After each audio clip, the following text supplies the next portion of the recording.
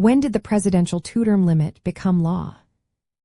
Imagine a time when presidents could serve an unlimited number of terms, shaping the course of a nation for decades.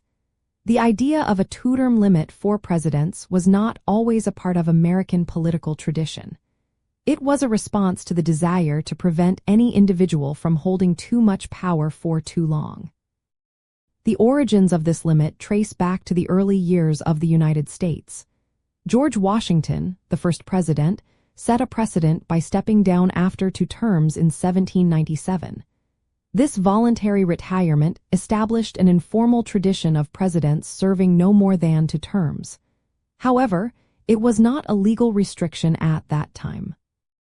Many presidents followed Washington's example, but there was no constitutional rule preventing a president from serving additional terms. The push for a formal constitutional limit gained momentum after the presidency of Ulysses S. Grant, who served 2 terms from 1869 to 1877. The idea was to formalize the tradition and prevent any potential abuse of power. The movement gained strength in the early 20th century, especially after Franklin D. Roosevelt was elected to a 3rd term in 1940.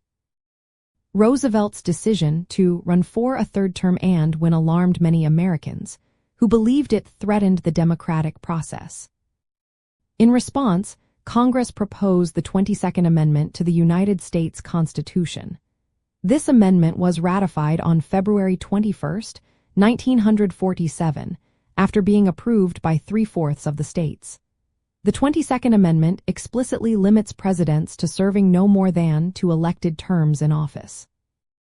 It also states that, if a vice president assumes the presidency and serves more than 2 years of the original president's term, they can only be elected to 1 additional term themselves. The ratification of the 22nd Amendment marked a significant milestone in American political history.